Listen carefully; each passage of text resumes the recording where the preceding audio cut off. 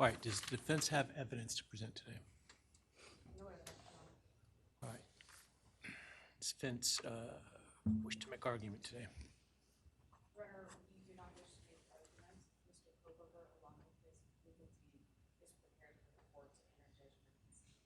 All right, Mr. Kohberger, you have an opportunity to make a statement if you wish to. I take it you are declining. I respectfully decline. Well,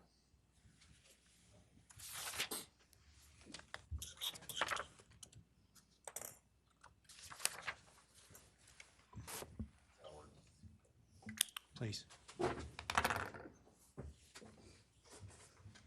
right, let me start this morning by acknowledging and thanking those that have come here today in support of their loved ones, and I appreciate your courage and your strength. And I hope that you are able to move on as best as possible. Thank counsel for the professionalism that they've exhibited throughout this case. It has been my great honor to preside in this case and to help bring, to the extent possible, some resolution and hopefully justice to this case.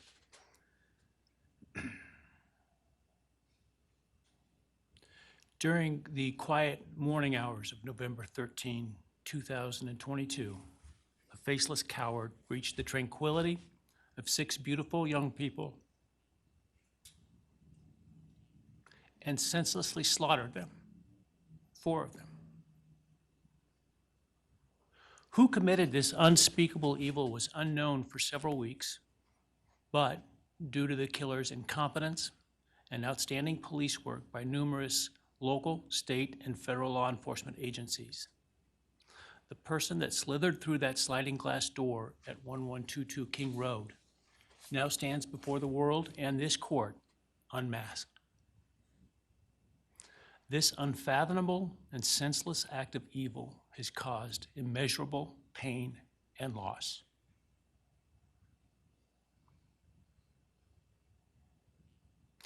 No parent should ever have to bury their child. This is the greatest tragedy that can be inflicted upon a person. Parents who took their children to college in a truck filled with moving boxes had to bring them home in hearses lined with coffins. The loss this killer inflicted was not just the death of these people's children, siblings, grandchildren, as we've heard today. It has ripped a hole in their soul, destroying a special part of their very essence. Any person who is a parent defines themselves foremost as such.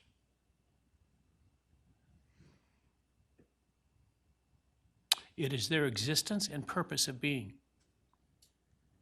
And it has been stolen from these parents.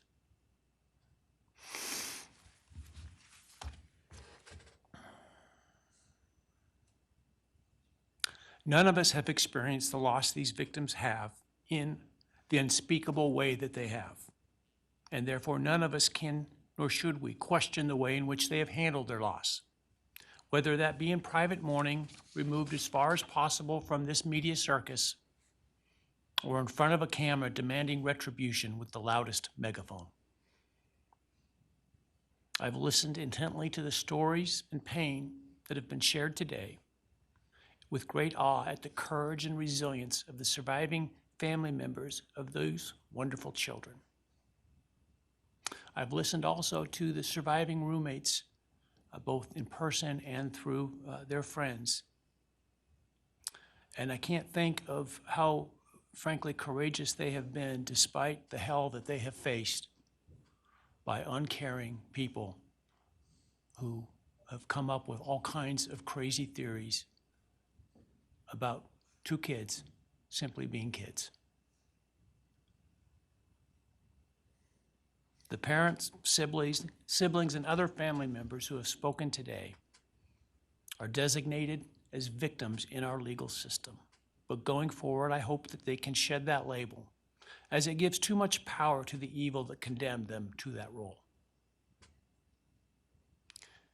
They are and should be known as survivors, fighters, and foremost as witnesses to the tremendous lives of value and unbounded promise of these 4 young people.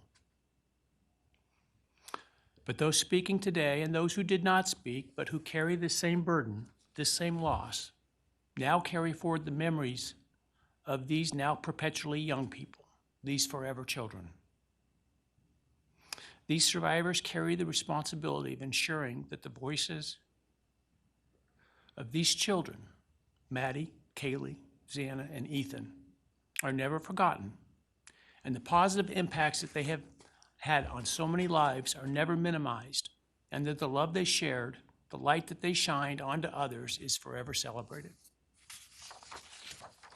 As we sit here today, this case is ending, and we are now certain who committed these unspeakable acts of evil, but we don't know, and what we may never know is why. I share the desire expressed by others to understand the why, but upon reflection, it seems to me, and this is just my own opinion, that by continuing to focus on why, we continue to give Mr. Kohberger relevance. We give him agency and we give him power.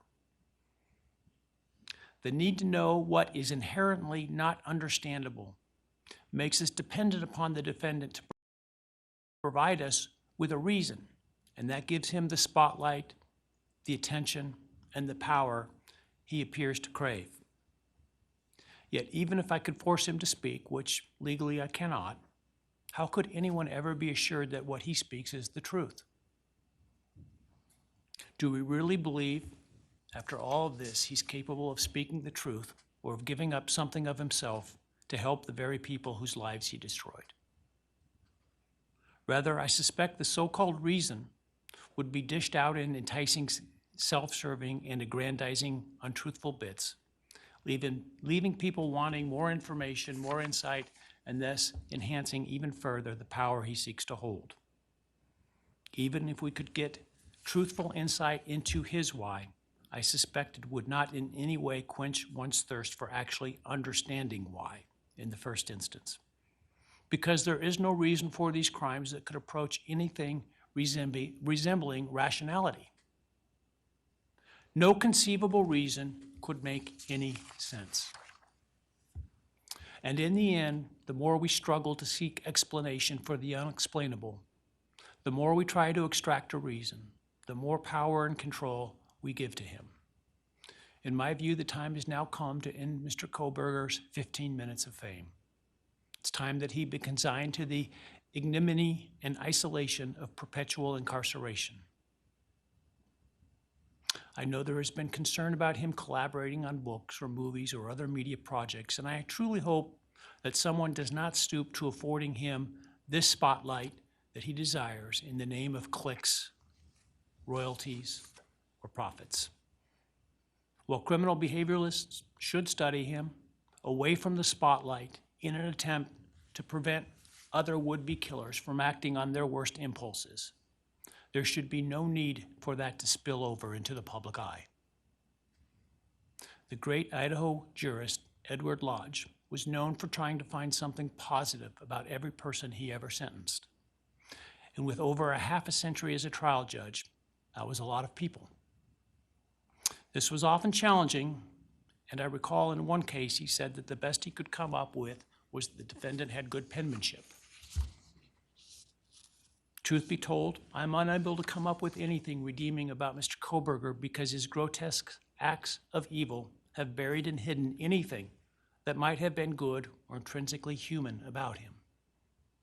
His actions have made him the worst of the worst.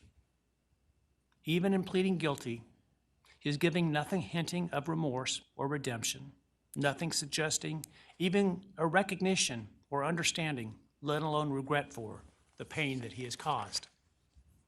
And therefore, I will not attempt to speak about him further, other than to simply sentence him so that he is forever removed from civilized society. And accordingly, based upon his conduct and based upon the record before this court, Recognizing the standards that govern this court's sentencing decisions as set forth in State v. Toohill, I hereby sentence Mr. Kohberger as follows. On count 1, burglary, 10 years fixed, 0 years indeterminate. I also impose a fine of $50,000. Count 2, first-degree murder of Madison Mogen. I sentence the defendant to a fixed term of life imprisonment without the possibility of parole, a fine of $50,000, and a civil penalty of $5,000 payable to the family of the victim. On count 3, for first-degree murder of Kaylee Goncalves, I sentence the defendant to a fixed term of life imprisonment without the possibility of parole, a fine of $50,000, and a civil penalty of $5,000 payable to the victim of the family, or to the family of the victim, pardon me. On count 4, for the first-degree murder of Xana Kernodle, I sentence the defendant to a fixed term of life imprisonment without the possibility of parole, a fine of $50,000, and a civil penalty of $5,000 payable to the family of the victim. On count 5, for the first-degree murder of Ethan Chapin, I sentence the defendant to a fixed term of life imprisonment without the possibility of parole, a fine of $50,000, and a civil penalty of $5,000 payable to the family of the victim. The sentences on counts 1, 2, 3, 4, and 5 shall run consecutively to one another. Restitution will be left open for 60 days. Defendant will be required to submit a DNA sample and a right thumb print impression to the Department of Corrections and comply with the DNA Database Act. I remand the defendant to the custody of the Idaho State Board of Corrections for to be imprisoned in an appropriate facility and execution of the sentence where he will remain until he dies. Though you have waived your right to appeal, you do have a right to file a notice of appeal, and any such appeal must be filed within 42 days of the date of the written judgment, which will be entered shortly hereafter. Though the appeal, you should be aware, may be deemed a violation of the plea agreement, and so I certainly suggest you discuss that with counsel if that is your desire. I ask the